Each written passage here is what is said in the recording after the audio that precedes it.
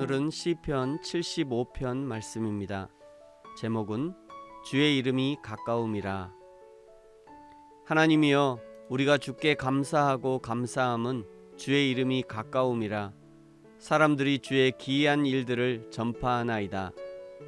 주의 말씀이 내가 정한 기약이 이르면 내가 바르게 심판하리니 땅의 기둥은 내가 세웠거니와 땅과 그 모든 주민이 소멸되리라 하시도다. 셀라. 내가 오만한 자들에게 오만하게 행하지 말라 하며 악인들에게 뿔을 들지 말라 하였노니 너희 뿔을 높이 들지 말며 교만한 목으로 말하지 말지어다. 무릇 높이는 일이 동쪽에서나 서쪽에서 말미암지 아니하며 남쪽에서도 말미암지 아니하고 오직 재판장이신 하나님이 이를 낮추시고 저를 높이시느니라. 여호와의 손에 잔이 있어 술거품이 일어나는도다. 속에 썩는 것이 가득한 그 잔을 하나님이 쏟아내시나니 실로 그 찌꺼기까지도 땅의 모든 악인이 기울여 마시리로다. 나는 야곱의 하나님을 영원히 선포하며 찬양하며 또 악인들의 뿔을 다 베고 의인의 뿔은 높이 들리로다. 아멘. 시편 3권은 시편 73편부터 시작해서 89편까지인데요. 대부분의 시는 아삽과 고라의 시로 이루어져 있습니다. 아삽이라는 사람은 다윗 시대에 뛰어난 음악가로 알려진 사람이었습니다.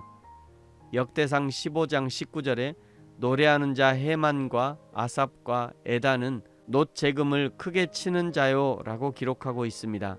아삽과 헤만과 에단은 당대의 뛰어난 음악가요, 다윗이 조직한 성가대의 지휘자로 알려져 있습니다.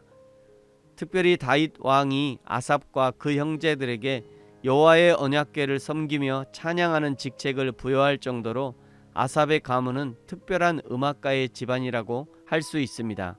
시편 3권이 전체 17편의 시로 구성이 되어 있는데 그 중에서 11편의 시의 표제에 아삽이라는 이름이 붙어 있을 정도로 대단한 인물이었습니다. 오늘 시편 75편이 기록된 배경으로는 세 가지 주장이 있습니다. 첫째는 다윗이 그의 대적들을 물리치고 왕이 된 후에 한 연설을 정리한 것이라는 주장이 있고, 둘째는 히스기야 왕 때에 예루살렘을 치러 왔던 아수르 군대가 물러간 것을 목격하고 쓴 시라는 주장이 있으며, 셋째로는 기원전 160년경에 유다 마카비 시대에 기록된 것이라는 주장이 있습니다. 확실한 것은 이 시가 내용상으로 성전이 위협당하거나 파괴된 이후에 하나님의 구원을 갈망하는 신앙인들에게 희망을 주기 위해서 기록된 시라는 것입니다.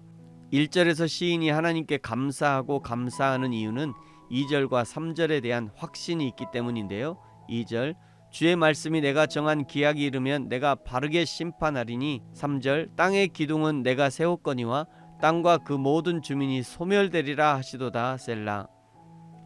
하나님께서는 정하신 때가 이르면 정의로 심판할 것이고 악인은 소멸될 것입니다. 시인은 하나님의 심판이 가까이 왔음을 알고 감사를 거듭하고 있는 것이죠.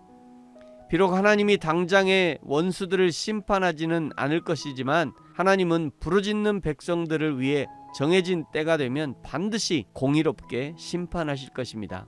그러므로 성도들은 정의가 무너지고 불의가 승리하는 것처럼 보이는 순간에도 하나님의 공의를 굳게 믿고 흔들리지 말아야 합니다. 그리고 그 믿음을 지키기 위해 성령님의 도우심을 구해야 하는 것이죠. 4절과 5절은 마치 전쟁터에서 적들에게 무릎을 꿇고 머리를 숙이라고 호통을 치는 것처럼 대적들에게 오만히 행하지 말고 겸손한 태도를 보이라고 강조하고 있습니다. 왜 대적들이 하나님 앞에서 겸손한 태도를 보여야 할까요? 그 이유에 대해서 시인은 6절과 7절에서 설명하고 있습니다.